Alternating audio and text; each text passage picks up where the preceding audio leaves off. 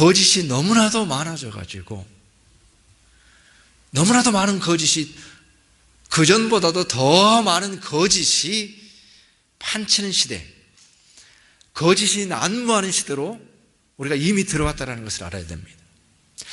우리는 더 많은 정보를 가지고 있고, 더 많은 경험을 가지고 있고, 더 많은 역사를 연구할 수 있고, 더 많은 지식을 가지고 있지만, 놀랍게도 이 시대는 어느 시대와도 비교할 수 없는 거짓이 난무하는 시대이고 거짓이 통하는 시대라는 거예요. 그래서 최근에 나온 말 중에서 신조어가 뭐냐면은 탈진실의 시대라고 하는 그 새로운 신조어가 나와서 옥스퍼드 사전에 그 등록이 됐습니다. 탈진실의 시대라고 하는 것은 뭐 어떻게 보면은 어려운 말은 아닌 것 같죠. 근데 그 내용을 보면은 좀 상당히 그 심각한 내용을 거기에다가 담고 있어요. 그 탈진실의 시대라는 것은 뭐냐? 진실이 중요하지 않다라는, 쉽게 얘기하면 그런 시대예요. 누구든지 어떤 말에 대해서 진실이 중요하지 않고 무슨 말이든지 일단 던져라, 무슨 말이든지 던져놓으면 그거를 믿는 사람, 그것을 좋아하는 사람들은 그것의 진실 여부와 상관없이 믿게 돼 있다, 이런 내용이에요. 그것으로 이 시대를 진단하고 있습니다. 그러니까 옛날에는 어떤 시대였냐면요, 진실을 왜곡하는 시대였어요. 그래서 뭐 통계라든지 이런 거를 가지고서 진실은 이건데 그거를 싹 조작을 해가지고 이렇게 거짓된 진실이 진실입니다라고 그렇게 이제, 왜냐하면 더 설득력을 얻기 위해서 그랬던 시대였거든요. 그러나 지금은 그렇지가 않다라는 거예요. 그럴 필요가 없다라는 거예요. 그냥 쉽게 얘기해서 아무 말이나 막말을 그냥 해놔도 믿을 사람은 믿는다는 거예요. 그런 시대가 됐다는 거예요. 그러다 보니까 탈진실의 시대, 무책임한 시대, 거짓이 난무한 시대, 무엇이 진실인지를 구별할 수 없는 시대, 아무리 말이 안 되는 거짓말을 해놔도 누군가는 믿는 시대. 그래서 모든 사건에 대해서 끊임없이 음모론이 나오는 거예요. 어떤 일이 있어도 믿지 않는 거예요. 다르게 생각하는 거예요. 다른 음모를 얘기하는 거예요. 다르게 해석하는 거예요. 우리가 이런 시대를 살아가면서 정말로 그리스도인들은 진실을 추구하는 자들이고 진리를 추구하는 자들인데, 과연 우리가 그 진리 가운데 바로 서 있는가라고 하는 것에 대한 분명한 그러한 분별력이 있어야 되는 것이죠. 오늘 이 느부갓네살 왕이 2년, 이제 느부갓네살의 그 멍에가 2년 안에 꺾어질 것이다라고 하는 이 말, 이것은 전혀 진리가 아니었고 하나님이 주신 말씀이 아니었음에도 불구하고 여호와께서 말씀하셨습니다라고 이 거짓 선지자가 외쳤을 때에 사람들이 믿기 시작하는 겁니다. 그 말을 더 좋아하는 것입니다. 그 말에 열광하는 것입니다. 그것을 진리로 받아들이는 것입니다. 중요한 것은 그것이 진리인가가 중요한 것인데, 그렇지 않습니다. 그들이 듣고 싶었던 말, 우리는 해방될 거야, 괜찮을 거야, 바벨론의 멍에가 이제는 꺾어졌다, 2년이면 모든 것이 다 회복된다 라고 하는 이 말을 그들은 믿기를 원했고, 거짓 선지자가 그것이 하나님으로부터 온 말씀이 아님에도 불구하고 그것을 던졌을 때에 많은 사람들은 하나냐의 말을 듣기 시작했다라는 거죠. 마치 이 시대의 모습과 같은 그런 모습을 하고 있는 것을 보게 됩니다. 분별력 없이 내가 기준이 되었을 때 그렇게 된다는 거예요. 그런데 오늘 말씀에 예레미야가 등장하잖아요. 이 예레미야는 참으로 그 삶 자체가 참 피곤한, 그럴 뿐만 아니라 참으로 인기 없는, 참으로 지지리도 사람들이 원치 않는 말을 하고 다니는 거예요. 왕들도 싫어하고 백성들도 싫어하고 다른 선지자들도 싫어하고 방백들도 싫어하고 어느 누구도 좋아하지 않는 말을, 그런 하나님의 말씀을 듣고 하나님의 선지자로 진리를 가슴에 품은 자로 살아서 하나님께서 바벨론의 멍에는 꺾어지지 않는다, 하나님의 심판이 임했고 전쟁이 임했고 재앙뿐이다라고 하나님 말씀하실 때도 그도 그런 괴로웠습니다. 그러나 그것이 하나님 앞에서의 진리였기 때문에 나무로 된 멍에를 하나 만들어서 목에 지고 다녀라. 그 예레미야가 멍에를 하나 만들어가지고 목에다가 걸고서 다니는 겁니다. 얼마나 모습이 이상했겠어요.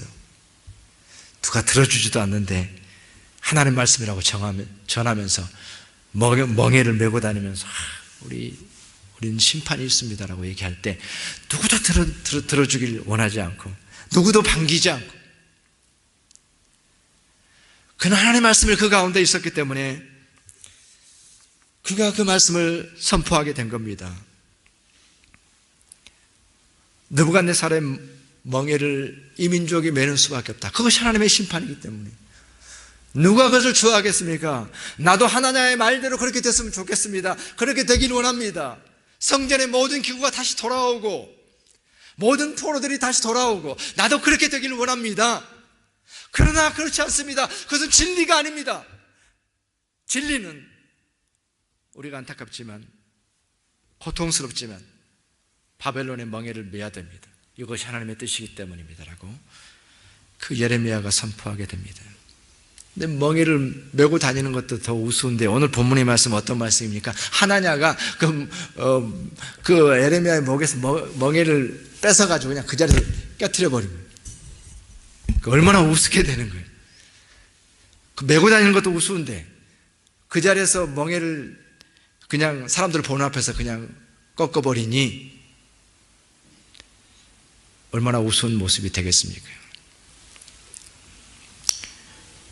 그러나 예레미야에게는 진리가 있었습니다.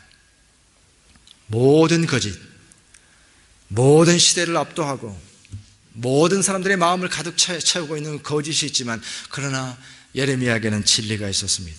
그 진리는 하나님의 뜻이고 그 진리는 하나님의 말씀이고 하나님의 기준입니다. 다른 기준이 아니라 하나님이 주신 거예요. 이게 진리거든요. 좋다 나쁘다의 문제가 아닙니다. 나의 욕망과 부합한다 아니다의 문제가 아닙니다. 중요한 것은 진리입니다. 우리 삶에 중요한 것도 진리입니다. 그 진리만이 우리에게 중요한 거예요. 그 진리만이 우리에게 가치가 있는 것이죠.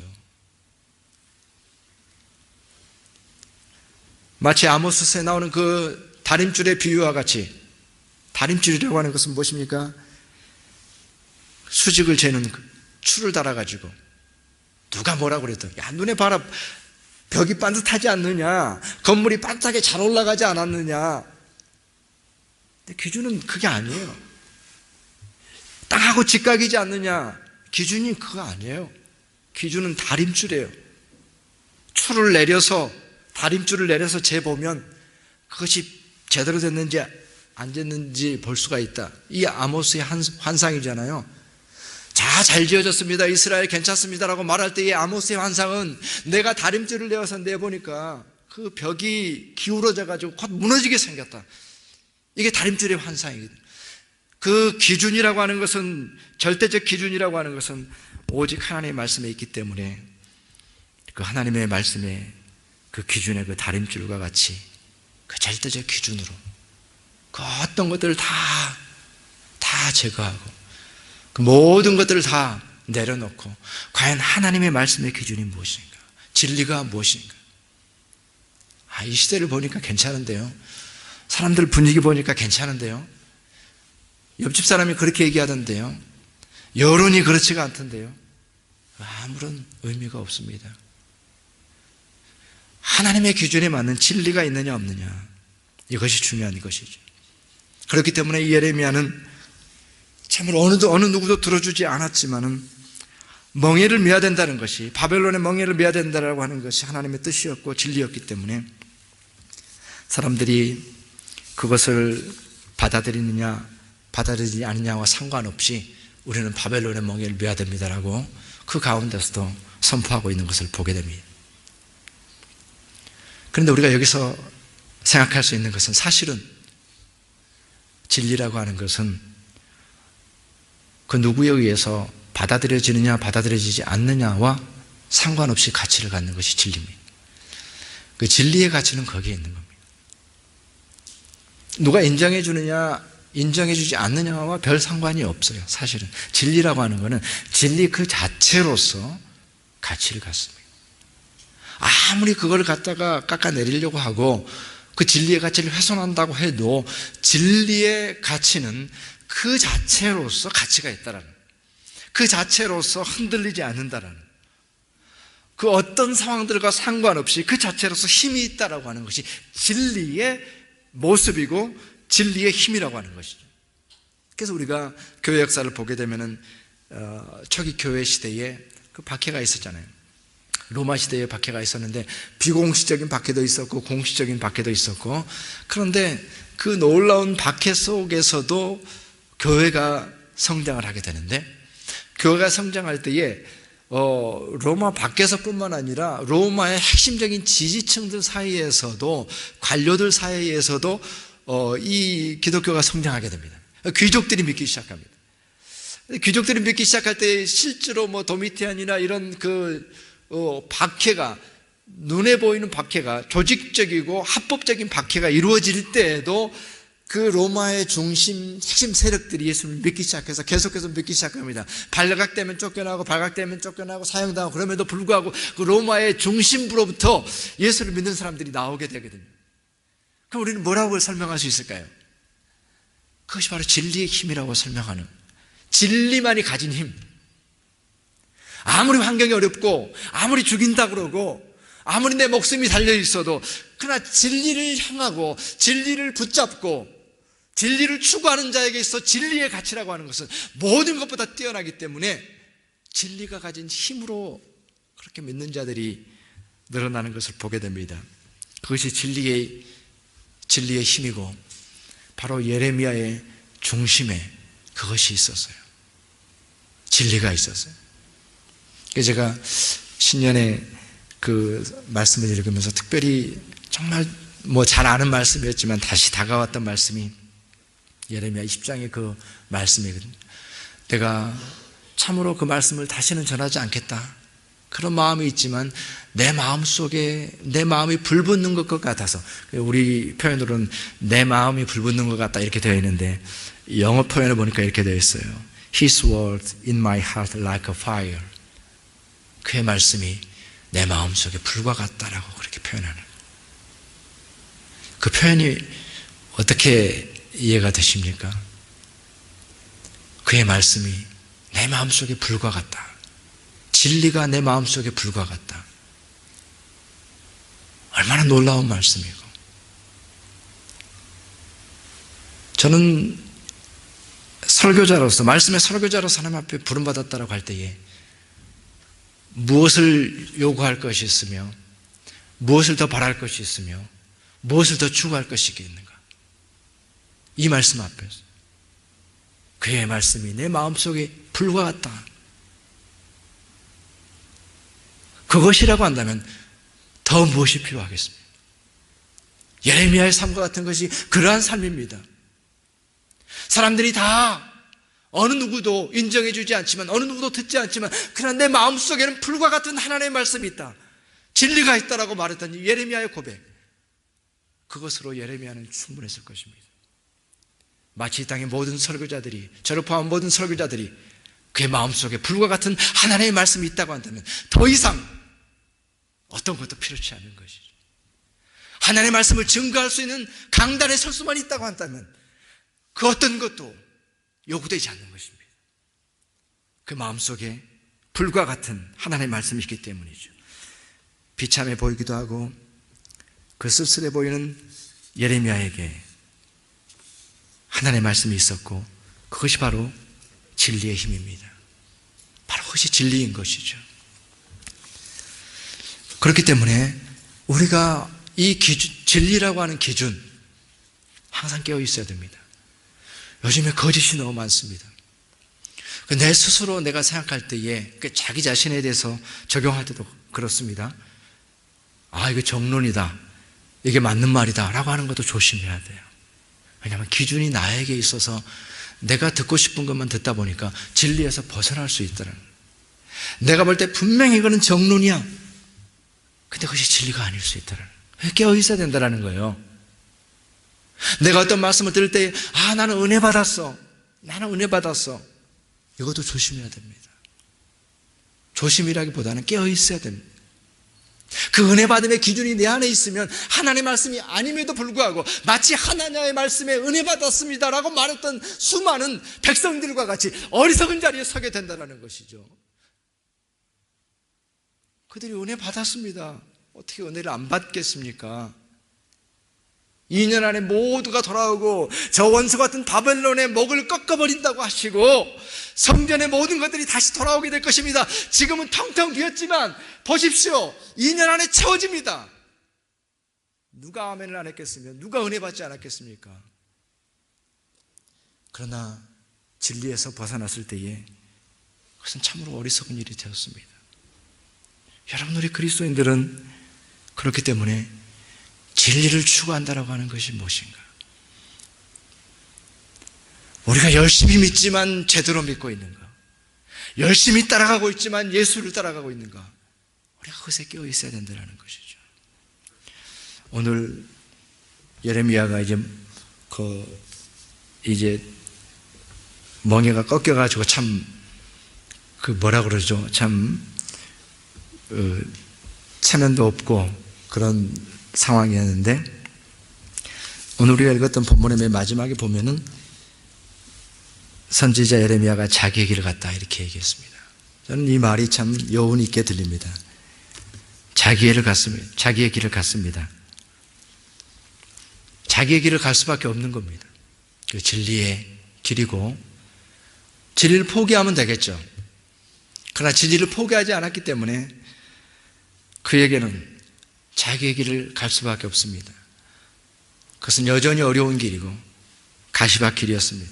그러나 예레미야는 이제는 멍에도 없고 이제는 더 우습게 돼버렸지만 여전히 자기의 길을 갔습니다. 자기의 길이라고 하는 것은 하나님의 말씀을 선포하는 것입니다.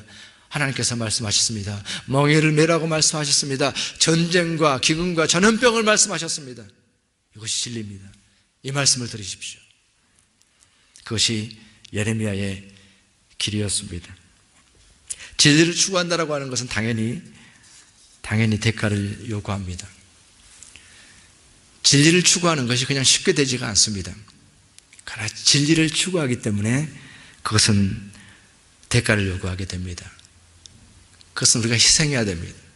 그래서 어제 우리 어린이부에서 바이블 캠프, 이름을 바이블 캠프라고 그러고 오늘은 바이블 데이라고 그러고 하여튼 바이블로 도배를 해가지고 주제가 누가복음이에요. 네, 주제를 누가복음으로 해서 참 그것도 마음에 들어요. 그전에는 열왕기 3까지인가 했고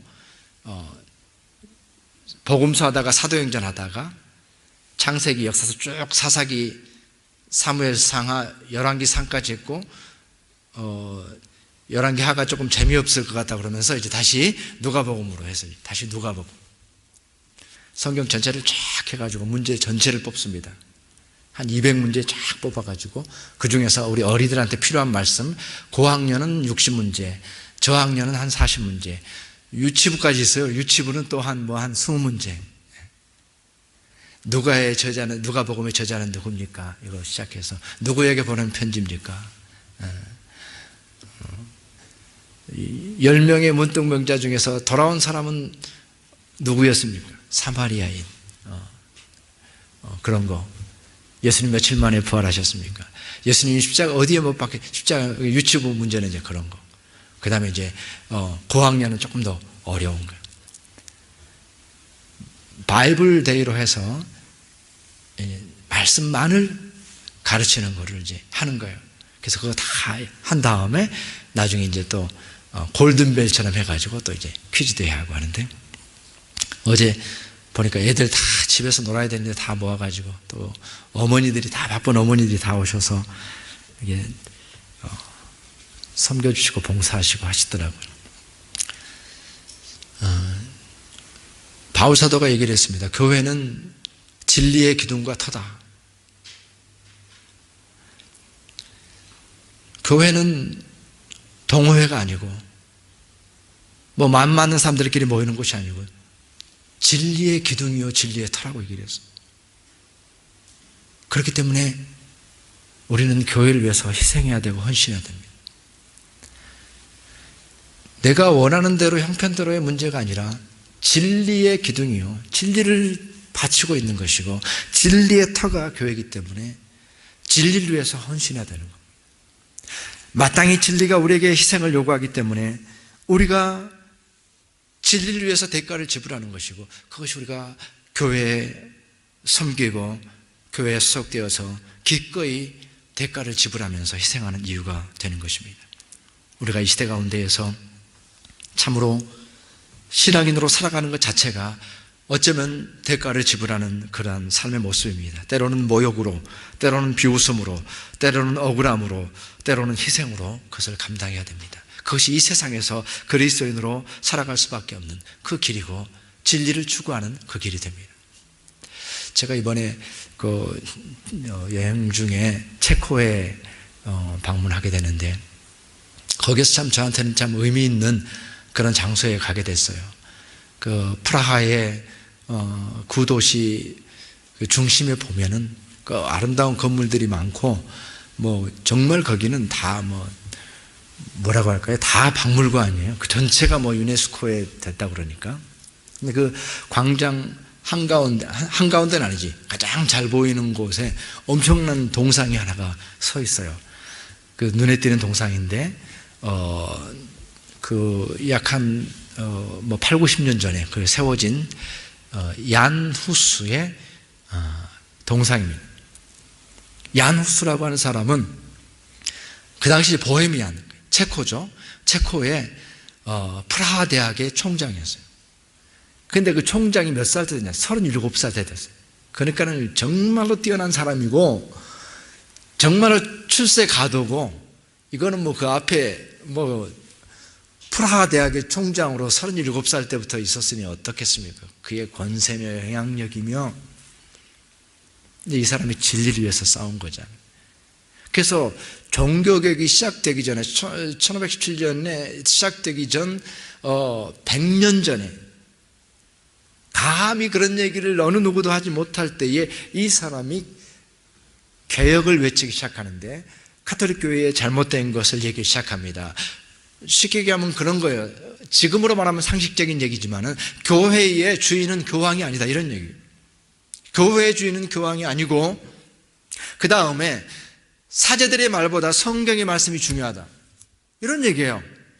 그게 진리잖아요. 그리고 평신도들에게는 떡만 주고 포도주를 안 줬는데 그게 무슨 말이냐. 평신도들에게도 그리고는 사제들만 포도주 잔을 마셨어요. 그거는 저는 아무리 생각해도 이해도 안 돼요. 그러나 그랬어요. 그러나 이분이 성만찬을 집례하면서 무슨 소리냐. 평신도들에게도 떡과 잔을 동시에 나눠주고 그 다음에 말 알아듣지 못하는 라틴어로 왜 설교하느냐. 체코말로 설교하겠다 해가지고 체코말로 모국어로 설교한 겁니다. 이거예요. 고민할 게 뭐가 있으며 어려울 게 뭐가 있습니까? 그 시대 가운데서 그는 분명하게 이것이 진리인 것을 깨달았고 그것으로 인해서 그가 독일에 가가지고 끌려가가지고 재판을 받다가 감옥에서 몇 달 동안 고초받고 하다가 거기에서 화형을 당하잖아요. 불에 타서 그가 죽게 됩니다. 종교개혁 100년 전 일이에요. 근데 저는 그런 얘기는 다 알고 있었고 참 감동적이었는데 제가 그 자리에 가가지고 특별히 감동받은 게 있어요. 그 뭐냐면 그 동상에 아래에 쓰여져 있는 그 문구 때문에 제가 감동을 받았어요. 그분이 진리를 추구하는 줄 알았지만 거기에 그 문구가 써 있어요. 그가 10번의 편지를 그 고국의 그리스도인들에게 보냈는데 마지막 10번째 편지에 써져 있는 그 문구가 거기에 써 있습니다. 그건 뭐냐면은 서로 사랑하십시오. 그리고 모두에게 진리를 요구하십시오. 이 말씀이었어요. 저는 그 말씀이 참으로 다가왔습니다. 그가 진리를 위해 살았고 서로 사랑하십시오. 그러나 진리라고 하는 것이 드러나게 하시고 모두에게 진리를 요구하십시오. 진리가 아닌 것을 따르지 마십시오. 진리가 아닌 것에 굴복하지 마십시오. 모든 사람에게 요구하십시오.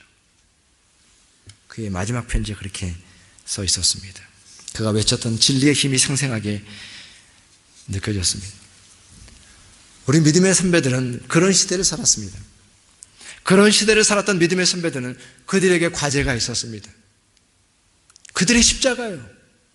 그걸 안 질 수 있습니까? 그래서 그들은 짊어졌습니다. 화형당하면서 그 십자가를 졌습니다. 우리는 우리 시대의 십자가가 있습니다.